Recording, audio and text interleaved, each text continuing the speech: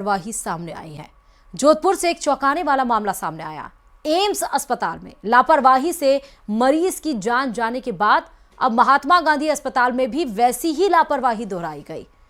यहां एक राष्ट्रीय स्तर के बास्केटबॉल खिलाड़ी को अस्पताल कर्मचारियों ने गलत रक्त यानी कि खून चढ़ा दिया। देखिए इसी पर ये रिपोर्ट।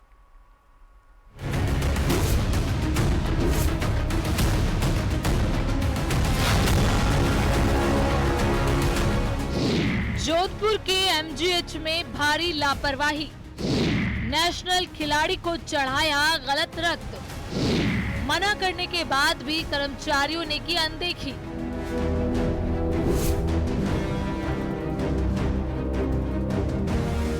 जोधपुर के महात्मा गांधी अस्पताल की बड़ी लापरवाही के चलते एक राष्ट्रीय स्तर के खिलाड़ी की जान जोखिम में आ गई।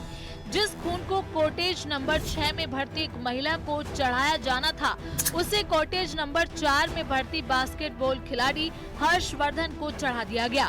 लापरवाही का आलम देखिए।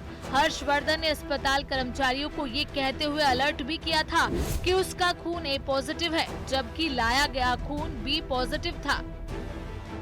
जब वो लाए थे उस टाइम मैंने बोला था, जब देखा था मैंने कि ये बी पॉजिटिव है और मेरा ए पॉजिटिव था। मैंने उनको बोला था कि मेरा ए पॉजिटिव है, उन्होंने कुछ रिस्पांस नहीं दिया और चढ़ा दिया। हाँ, बाद में थोड़ी देर बाद आए, एंटीबायोटिक लग रही थी उस टाइम, फिर बाद में आके लगा दिया। मैंने 2 बार बोला था उनको। एक बार लाए थे जब डॉक्टर पहले बोलता है ना कि आपको ब्लड लगेगा ये सब, उन्होंने कुछ रिस्पॉन्स नहीं दिया। फिर थोड़ी देर बाद आए, उन्होंने लगाने के बाद वो हटाया, तो मैंने बोला अभी तो लगाया, हटा कैसे। फिर बोले कि डॉक्टर ने बोला होल्ड करने के लिए। तो फिर थोड़ी देर फिर पापा वगैरह आए। फिर कितना खून चढ़ गया, फिर रोका गया? चढ़ा इतना तो पता नहीं है, बट 2-3 मिनट चढ़ा था। दरअसल खेलते वक्त हर्षवर्धन चोटिल हुआ, जिससे उसके लिगामेंट खराब हो गए, जिसके बाद जयपुर में ऑपरेशन के बाद उन्हें बदला गया। ऑपरेशन के बाद उसे जोधपुर लाया गया, लेकिन संक्रमण फैलने के बाद उसे वापस अस्पताल में भर्ती करवाया गया। अस्पताल के कॉटेज 4 में हर्षवर्धन को एडमिट कराया गया था। हर्षवर्धन ने पिता के कॉटेज वार्ड में पहुंचते ही लापरवाही के बारे में तमाम जानकारी दी, जिसके बाद खून को रुकवाया गया और अस्पताल प्रशासन से शिकायत की गई। ईश्वर की कृपा से पेशेंट बिल्कुल सकुशल है, उसे किसी तरह की कोई तकलीफ नहीं हुई और उसके लिए जांच के लिए और भेज दिया। उनका जो सैंपल होता है वो भी भेज दिया कि इस तरह की कोई इंटरनल भी उनको कोई तकलीफ हुई हो या जो ब्लड में मिसमैच ब्लड जाने से कुछ होती है, वो भी तुरंत भेज दी। ब्लड भी वापस ब्लड बैंक भेज दिया कि भाई वेरीफाई करके बताएं कि इसमें कितना था और कितना होना चाहिए। वो सारी चीज़ कर दी। पेशेंट को किसी तरह की कोई तकलीफ नहीं। ये पहला जो स्टेप हमें लेना चाहिए था, अगर होती तो उसको किस तरह से मैनेज करते, वो काम था। लापरवाही पर अस्पताल प्रशासन एक्शन में दिख रहा है। जांच कमेटी का गठन किया गया है। लापरवाह कर्मचारियों को नोटिस जारी कर जवाब मांगा गया है। मरीज के सैंपल जांच के लिए भेजे गए और फिलहाल मरीज पूरी तरह ऑब्जर्वेशन में है, लेकिन अस्पताल की लापरवाही से खिलाड़ी की जिंदगी खतरे में पड़ गई। सवाल उठता है, क्या सरकारी अस्पतालों में सुरक्षा और जिम्मेदारी सिर्फ कागजों तक सीमित है? जोधपुर से न्यूज़ 18 राजस्थान के लिए चंद्रशेखर की रिपोर्ट। और चलिए बुलेटिन में आगे बात करेंगे जैसलमेर से आई खबर की, जहां नकली खाद के गोरख धंधे का बड़ा खुलासा हुआ है।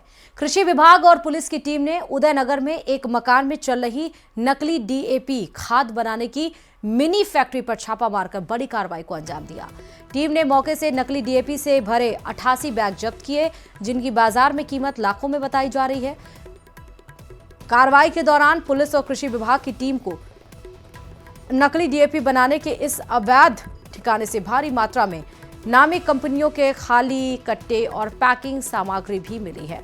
जब्त किए गए खाली कट्टों में इफ्को और भारत डीएपी ब्रांड के 744 खाली बैग शामिल हैं।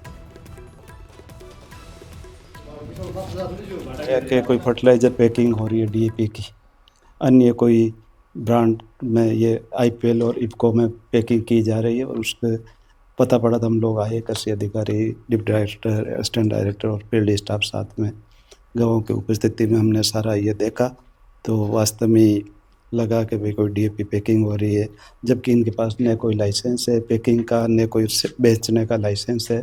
तो एक तरह से अवैध रूप से पाया गया, तो हमने सारी कार्रवाई की, सीज वगैरह ये कर रहे हैं। और चलिए जयपुर से बड़ी खबर आपको बता दें, जहां मुनेश गुर्जर की मुश्किलें बढ़ गई हैं। दरअसल मुनेश गुर्जर के खिलाफ एसीबी ने एफआईआर दर्ज किया। आय से अधिक संपत्ति का यहां पर मुकदमा दर्ज किया गया है एसीबी की तरफ से। आय से 315% अधिक परिसंपत्तियां अर्जित की गई हैं। पति सुशील कुमार गुर्जर के खिलाफ भी मुकदमा दर्ज है। घर की तलाशी में 41 लाख रुपए नगद एसीबी की टीम को मिले थे। एसीबी दोनों को पूछताछ के लिए मुख्यालय बुला सकती है। तो मुनेश गुर्जर एक बार फिर से मुश्किलों से घिरती हुई नजर आ रही है। बताते चलें कि एसीबी मुनेश गुर्जर के खिलाफ एफआईआर दर्ज किया है और यह एफआईआर आय से अधिक संपत्ति का मुकदमा दर्ज हुआ है। ज्यादा जानकारी के साथ हमारे सहयोगी अरबाज इस खबर पर जुड़ चुके हैं। अरबाज, एक बार फिर से मुश्किल में फंस गई है मुनेश गुर्जर। जी बिल्कुल, देखिए अभी तक जिस तरह के जो मामले चल रहे थे उनमें लगातार उनके ऊपर सवाल या निशान उठाए जा रहे थे। मतलब 41 लाख रुपए जब उनके घर से पकड़े गए थे, उसके बाद से ही उनकी मुश्किलें बढ़ गई थी। कई बार वो अदालत गई, उनको एक बार इसमें अदालत से मदद भी मिली। उसके बाद में फिर से जो है उनके खिलाफ एक्टिविटी शुरू हो गई थी और फिर उन्हें अपना पद खोना पड़ा था। अब जब एसीबी ने उनके खिलाफ एफआईआर दर्ज कर ली है तो ये जाहिर सी बात है कि इस दिशा में पूरा काम एक तरह से सिस्टमेटिकली शुरू हो जाएगा और उनकी मुश्किलें काफी बढ़ जाएंगी। दोनों को पूछताछ के लिए जल्दी ही एसीबी मुख्यालय बुलाया जाएगा, क्योंकि 315% अधिक उनकी आय बताई गई थी, जो कि दिखाई गई थी उससे। ठीक है अरबाज, बहुत शुक्रिया तमाम जानकारी देने के लिए। चलिए इसी के साथ बुलेटिन में इतना ही। देखते रहिए न्यूज़ 18 राजस्थान।